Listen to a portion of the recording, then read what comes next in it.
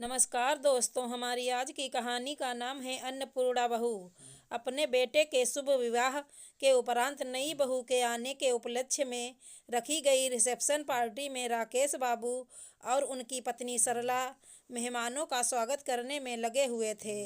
कुछ से बातचीत हो रही थी तो कुछ मेहमानों द्वारा लाए उपहारों का सम्मान स्वीकार करने में दोनों लगे हुए थे। अचानक कुछ मेहमानों का उनकी ओर एक साथ आना हुआ।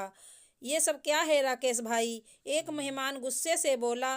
क्या हुआ राजेंद्र जी, क्या हुआ? ये कैसी व्यवस्था की है आपने? क्या कुछ कमी रह गई? राकेश बाबू हैरानी से बोले। कमी? आपने इतना बड़ा मैरिज हॉल बुक किया, तमाम सजावटें करवाई, नाना प्रकार के व्यंजन बनवाए, मगर मगर क्या राजेंद्र जी? जरा साफ साफ बताइए। आप ही देखिए, हर खाने के स्टॉल्स पर आपने अपने आदमियों को खड़ा किया हुआ है, जो किसी को भी अधिक प्लेट भरी देख कर रोक रहे हैं। हाँ, विनम्रता पूर्वक बोल रहे हैं कि पहले प्लेट का खाना समाप्त कीजिए, फिर दोबारा लीजिएगा। मगर ये कोई व्यवस्था है? ऊपर से किसी को भी जब तक उसकी प्लेट का खाना पूरी तरह खत्म नहीं हो जाता, आपके खड़े आदमी प्लेट जूठे बर्तनों में रखने ही नहीं देते।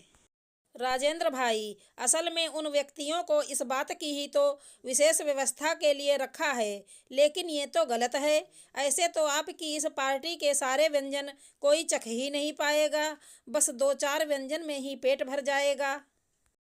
इस बार आलोक जी बोले।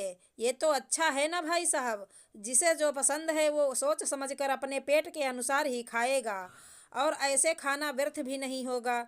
मुझे समझ नहीं आ रहा राकेश भाई, आखिर इससे आपको क्या फायदा होगा? माना ऐसे जूठन नहीं होगी, मगर अनछुआ बचा हुआ खाना भी बेकार ही जाएगा। बेकार क्यों जाएगा? ये खाना जरूरतमंदों के पेट में जाएगा। मैं समझा नहीं राजेंद्र जी दोबारा बोले। भाई साहब, दरअसल ये बढ़िया सुझाव हमारी पत्नी सरला जी और हमारे परिवार की एक और लक्ष्मी हमारी बहू का है। देखिए, हमें ज़रूरत होती है पेट भरने की। यदि हमारा पेट खाने से भर चुका होता है तो हम सभी अपनी प्लेटों में बचा बाकी खाना टेबलों के नीचे छोड़कर इधर उधर हो जाते हैं। मन में लालचवश हम सभी चीज़ों का लुत्फ़ उठाने की कोशिश करते हैं, इसलिए सभी चीज़ों को प्लेटों में भरने लगते हैं। मगर इन दोनों माँ बेटियों ने सुझाव दिया, ऐसा करना माँ अन्नपूर्णा का अपमान है। इसीलिए हमें मेहमानों की आवाभगत के बाद बचा हुआ खाना आसपास की झुग्गी बस्तियों में वितरित करना चाहिए। वहाँ गरीब परिवार के लोगों के लिए ऐसा खाना एक सपने के समान होता है, और हम उन्हें जूठन नहीं प्रसाद रूप में खाना खिलाएंगे।